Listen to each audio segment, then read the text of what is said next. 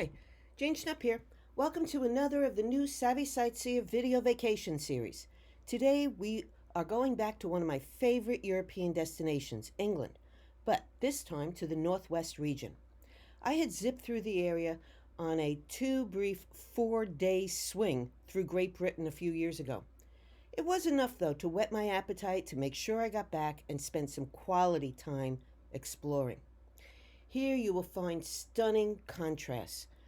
An old Roman outpost with quirky architecture in a little town called Chester, where you can take a walk on the largest remaining Roman wall and find the only house in town to escape the plague and learn a possible reason why. You'll stop in at Liverpool and learn some fascinating American history, as well as explore the birthplace of one of the most famous bands in the world, the Beatles. And then the pièce de résistance, jaw-dropping views of England's Lake District to see for yourself why poet William Wordsworth and children's author Beatrix Potter were so inspired by the lovely region. Like Peter Rabbit, let's not dawdle and set off to go hopping around the British countryside. We'll start our journey today in the town of Chester, which I used as my home base for venturing out to the other sites in England's northwestern region. It's about 170 miles north of London and is a very pretty little town. It is one of the United Kingdom's oldest cities, and at one point was a front-runner to be England's capital city instead of London. That was during the time it was a strategic Roman strongpoint, from the 1st through the 5th centuries AD. The Romans considered the port city a prime point for launching an attack on Ireland, and so Little Chester became a primary outpost of the Roman Empire. What really sets this town apart from others is its distinctive half-timbered old Tudor-style buildings called the Rose of Chester. Some of the original 13th century buildings have survived the ravages of time, but many of the impressive facades are really Victorian-era copies. The white statues set into the pillars of the old sweet shop are the Chester minstrels. When nearby Rhuddlan Castle was invaded by the Welsh and the Earl of Chester was under siege, the story goes that the constable couldn't round up their small standing army, who were off partying for midsummer. So he recruited the minstrels to get their instruments and make a huge racket. They were so loud, the Welsh envisioned a massive army approaching, and they fled.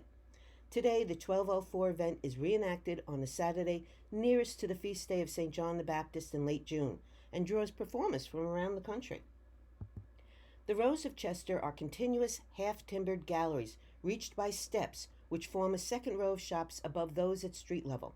The rows are considered unique in the world, and nobody is quite sure why they were built in this way back in the late 13th century. What they do know is that one particular house has a unique history. Records show that when the plague swept the town of Chester in the 1600s, the only household in the town that survived completely intact was here, and it was full of garlic in the cellar. No one knows the correlation for sure, but in thanks for deliverance from the plague of 1647-48, God's providence is mine inheritance was inscribed on the frame, and in 1955 the house was added to the National Heritage List for England. This is the town from a different, elevated angle on its famed Roman wall ringing the city.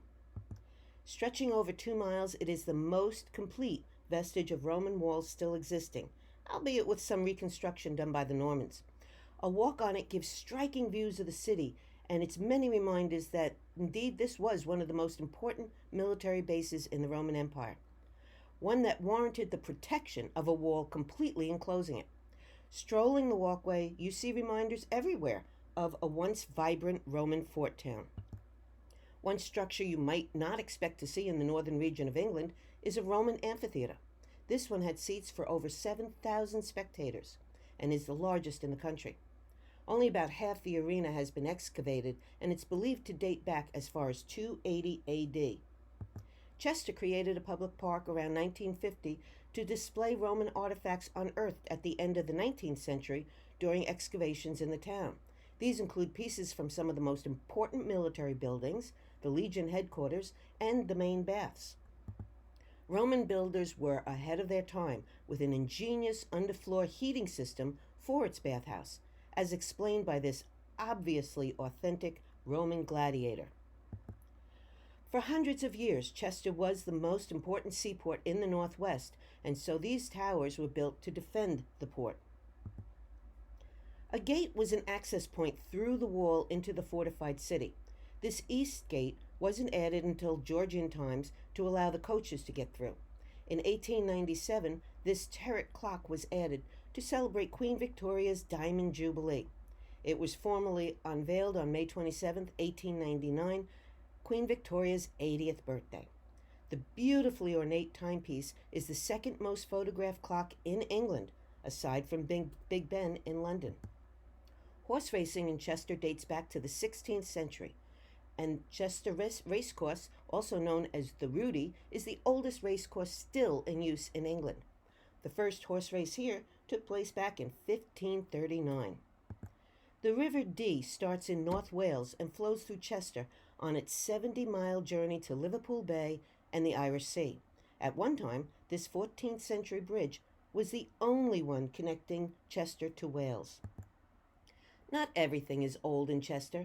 To celebrate a milestone in Chester's history in 1992, local artist Stephen Broadbent was commissioned to make these sculptures. The one on the left, in the cloister garden of the Chester Cathedral, depicts Jesus and the woman of Samaria sharing a bowl overflowing with water. On the right, the celebration of Chester, outside the Visitor Tourist Center, shows three large figurative shapes and reflects an aspect of the city's or the citizens' life and their interconnectivity. There's protection, industry, and Thanksgiving. Chester Cathedral is Northwest England's most popular tourist attraction. Originally founded as an abbey in 1092, Chester Cathedral is still a functioning church today. In 1403, the future English King Henry V ordered that the Welsh be limited in their access to the walled city. None could enter Chester before sunrise or stay after sunset on pain of decapitation. He established a curfew bell that would ring out every night at 8:45 p.m. from the cathedral to alert any Welsh in town to get out or risk being executed. Stories hold that some Chester residents turned the clocks to the wall so the Welsh wouldn't be able to see the hour, or they changed the time altogether to kind of get the Welsh. It was perfectly legal to shoot any Welshman in town after 9 p.m. with a bow and arrow. The bell still rings out every night. And an interesting point of fact, the law was never officially repealed. As beautiful as the church is inside and out, the real treat at Chester Cathedral is behind its walls. Inaccessible to the general public for over 1,000 years, the cathedral now welcomes visitors to explore its secret places. You can follow the steps of the monks from hundreds of years ago as they climbed up and down the narrow 216-step spiral stone staircase. Catwalks give visitors up-close looks at artistry usually too far away to take in the details, and lets people look at, not up at them, like this amazing stained glass window in the west nave. And to be able to appreciate the craftsmanship of the decorative west nave ceiling. And this stunning ceiling above the ladies' chapel, it was at one time completely black. A worker accidentally brushed up against it and was surprised when the black rubbed off and he realized there was a golden treasure below it. To show you better what I mean about a different perspective, look at this stained glass window, as you would typically when touring a church. Then notice the mini balcony just below the window. And this is the view of the same window from that catwalk right in front of it. Two views, one window, completely different. Absolutely, it was worth challenging my little fear of heights to get up there and see the exquisite artistry in such detail. And further challenging my height issues, I went up on the roof, but it was so worth it for a bird's eye view of the city and town hall. On a good day, Liverpool can be seen from the top of Chester Cathedral in the distance, about 25 miles north. Liverpool evolved from a small fishing village on the tidal banks of the River Mersey in northwest England. It is likely that its name evolved from the term Liverpool, meaning muddy pool or puddle. It started to gain recognition in 1207 when King John saw it as a prime jumping off port for keeping an eye on his interests in Ireland, and he granted it royal charter status. By the end of the 19th century, Liverpool had become one of the richest ports in the world and Britain's largest port outside of London. It connected trade routes around the globe, including India, Asia, Europe, and the Americas. By the way, the Stena boat that you see there is one of a few ferries that run between Liverpool and Ireland. They stop in at Belfast or Dublin. It's about an 8-hour trip. By World War II, Liverpool had become both a strategic port and an active manufacturing center, and so it became a prime target of the Luftwaffe.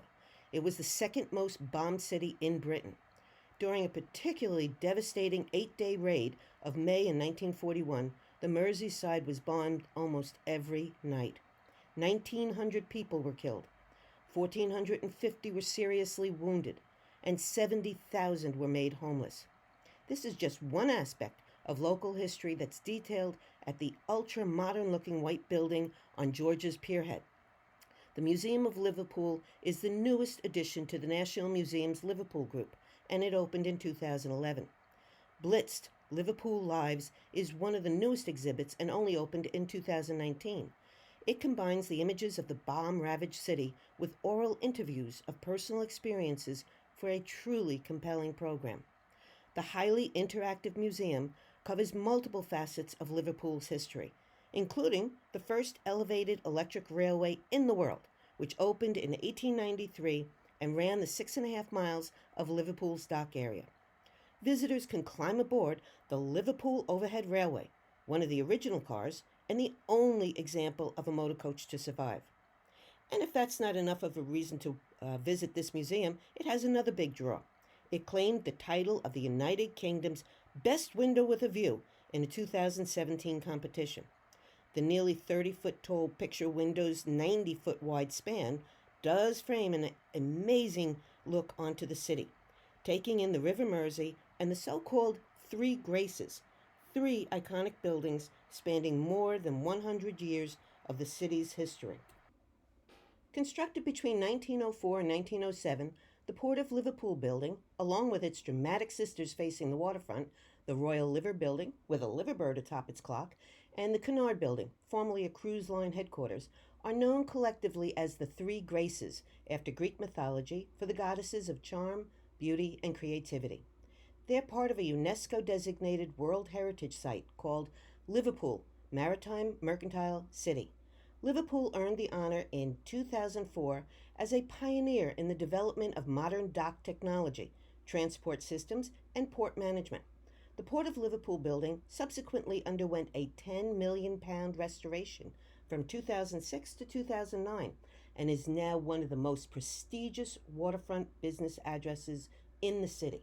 In 2008, Liverpool earned another distinction, European Capital of Culture, also recognizing it for its rich maritime history, creative culture and arts heritage, and this marked a sharp reversal in fortunes for the city.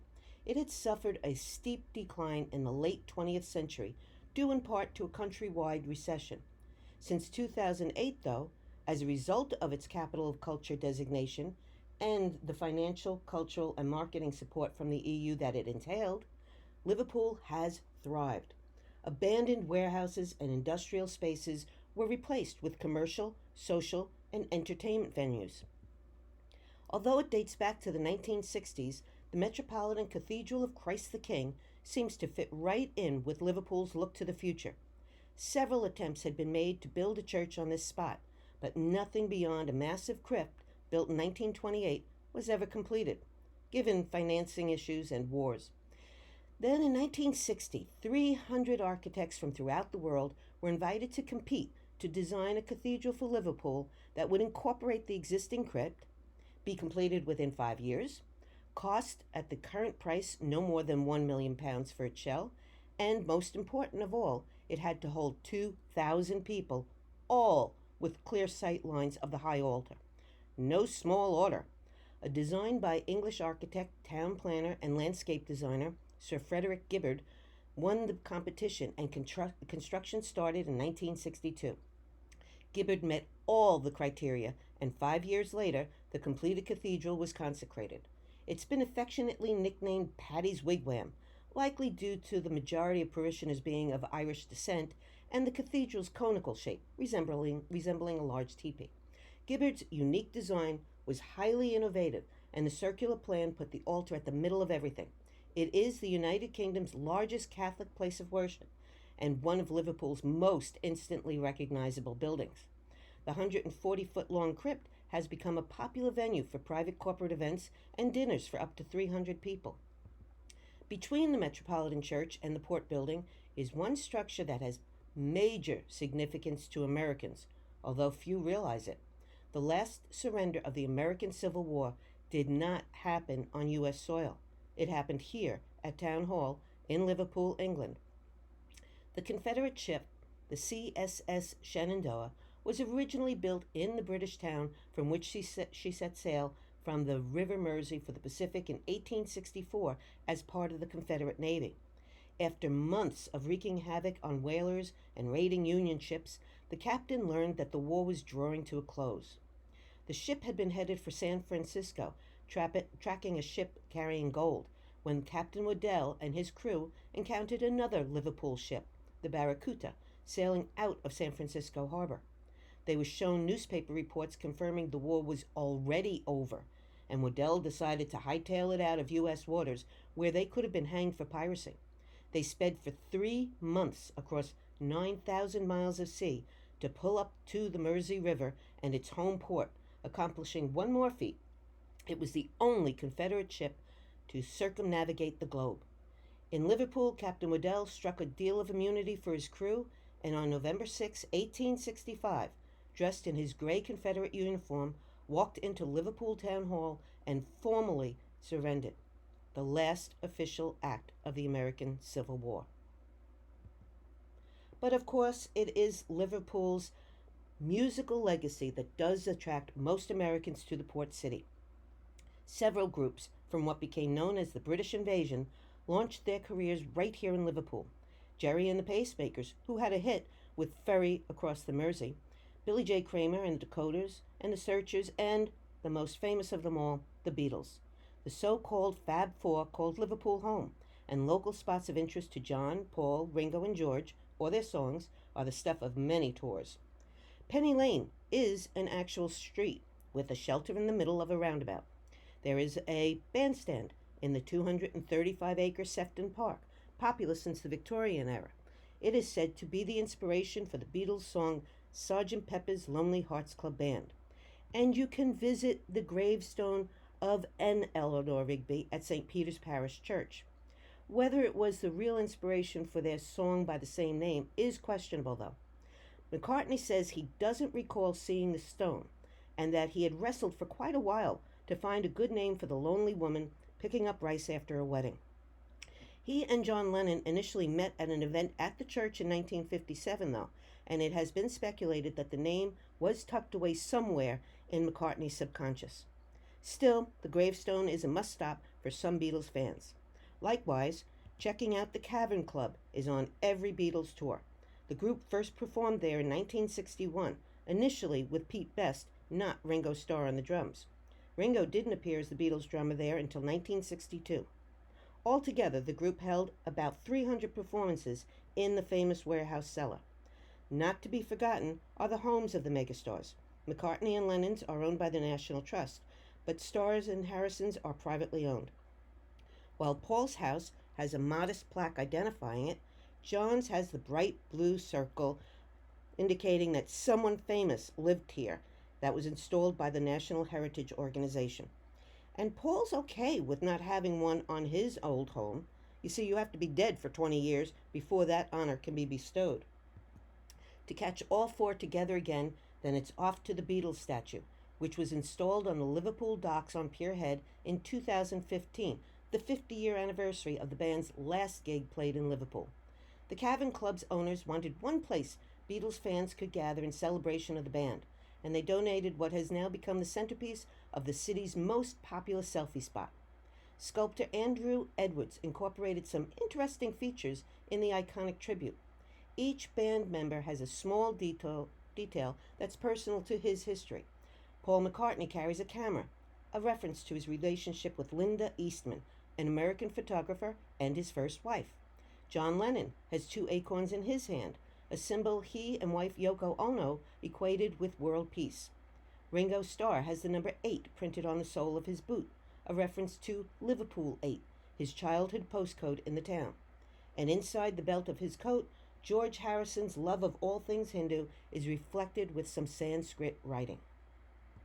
While members of the Fab Four may have called themselves quarrymen at one time, none of them ever actually slaved away in a quarry. The northwest region of England, though, is loaded with quarry and mining sites. Once a major industry in the area had been slate mining. The last remaining operating slate mine is the Hunnister, 100 miles north of Liverpool in the Lake District. Slate had originally been quarried there perhaps as far back as the 11th century.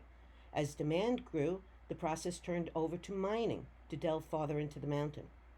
Churning out the celebrated, distinctive greenish-blue local slate that has been used to roof some of the country's best-known buildings went on for decades.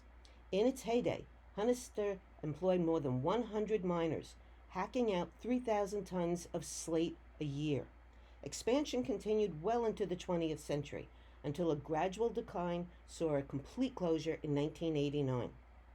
In a stunning turn of events, Mark Weir, a wealthy British entrepreneur, bought and restarted the mine's 11 miles of underground tunnels in the late 1990s. The same mine where his grandfather once worked as a cutter when the mine supplied slates to Buckingham Palace. Weir brought back the industrial tradition and revitalized an ancient craft, and the beautiful Westmoreland green slate is now handcrafted for high-end home units and accessories.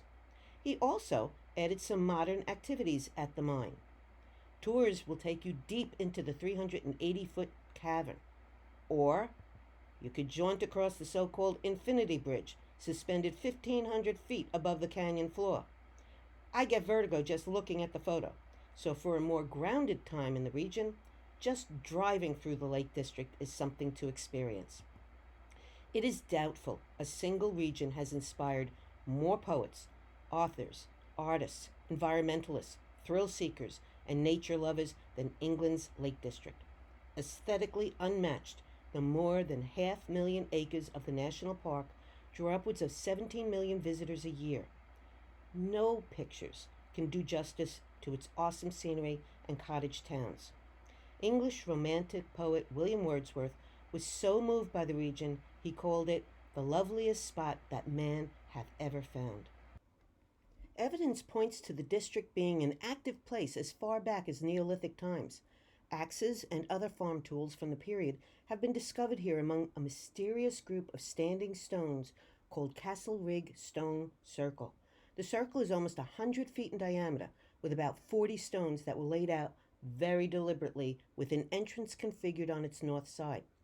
No one's quite sure of its significance. Some experts speculate it could have been a trading place or a center of religious worship for Neolithic people. Experts date it back as far as 5,000 years, from about the same era as the more famous Stonehenge farther south. One of the more unusual features of Castle Rig is a rectangle of standing stones within the circle. Personally, I think the tall one looks like it could have been a high priestess's seat. The Lake District was finally given World Heritage status by UNESCO in 2017 as a place of international importance. It joins other natural sites such as the Grand Canyon and the Rock of Gibraltar. Lake District authorities have been trying to obtain the UNESCO status since 1986. Drywall fences mark the countryside. These are remarkable structures. No mortar is used, just skill keep these walls intact. One of my absolute favorite Lake District towns is Grasmere. Most of the buildings date from only the 19th or 20th century, but the farms around Grasmere are much older. The church dates from the 13th century. Among its most famous residents, William Wordsworth and his sister Dorothy in the early 1800s. My first time here, I was still teaching English, and my main thought was, yeah, if I were surrounded by this beauty, I might be a prolific and successful writer too. I don't like to dine in when on vacation, so I found this spot in the town center for lunch al fresco. You just can't beat this view. One of the main tourist attractions in town is Dove Cottage, built in the early 17th century. For over 170 years, it was an inn called the Dove and Olive Bough. It closed in 1793, but in 1799, Wordsworth and his sister moved in. Like many buildings in the region, Dove Cottage is made from local stone with white lime-washed walls, and of course, Lake District slate was used for the roof, parts of the chimney, and floors. Visitors to the cottage can roam the rooms in the footsteps of famous writers. While most are mainly interested in sites like this, the sitting room where William wrote his poetry, few are aware that Dorothy was also a great writer. Her Grasmere journals, in which she descriptively wrote of their quiet existence at Dove Cottage and walking the hills of Grasmere, were never meant to be published, but became very popular reading when they were in 1897, some 40 years after she died. Dove Cottage was quite the hubbub of the 19th century literary set, and the Wordsworths entertained, among others, the Scottish poet Sir Walter Scott. Charles and Mary Lamb, another brother-sister writing team, known for the classic children's work Tales from Shakespeare, were often there, as was Robert Southey, named Poet Laureate in 1813 after Scott turned down the honor. He is perhaps best known as the author of the original version of Goldilocks and the Three Bears. And even Samuel Taylor Coleridge was there. He was the author of The Rime of the Ancient Mariner and Kubla Khan. In a case of reality imitating art, the Friends of Grasmere Daffodil Garden opened in 2003.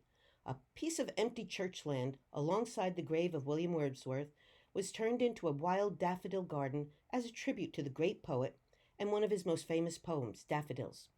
I wandered lonely as a cloud that floats on high o'er vales and hills, when all at once I saw a crowd, a host of golden daffodils, beside the lake, beneath the trees, fluttering and dancing in the breeze. A few miles south of Grasmere, after passing through a scenic countryside of mountains, lakes, and streams, is a part of the Lake District that was favored for another writer. Children's author Beatrix Potter was inspired by the area and set her adventures for Peter Rabbit and Benjamin Bunny in the fields and gardens she so loved near Lake Windermere. At 10.5 miles long and 219 feet deep, Windermere is the largest natural lake in the district as well as all of England.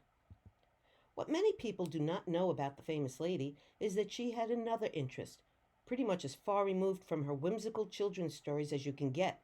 She was indeed multifaceted and talented, and she was an avid studier of mushrooms. She sketched volumes of them and wrote weighty dissertations on them. Given the constraints of her era and the limitations of women in science, her important thesis was presented in April 1897 to the elite all-male Linnean Society of London, not by her, but by a male botanist friend, George Massey. Potter dearly loved the Lake District and feared that development could ruin the area, which led her to become also a fierce conservationist. She used the profits from her popular stories to buy land, about 4,000 acres of countryside and farms, which she bequeathed to the National Trust for Preservation, as well as for a grazing ground for her beloved Herdwick sheep, the adorable lambs of which start out black and gradually change color to a lighter shade. I like to end all of my programs with the words of Dr. Seuss. Sometimes you don't appreciate the moment until it becomes a memory, and I like to add to that to always remember to celebrate the moments and treasure the memories. I hope you have enjoyed this trip to the northern part of England, and if you'd like to see more of the northwestern England, Great Britain, or any of my European destinations, go to my website. If you have any questions about this program, email me or use the contact page on my website. When libraries are again offering programs, you can check my programs tab to see where I'll be. Until then, visit the library site for more video vacations by Savvy Sightseer. Ta-ta for now.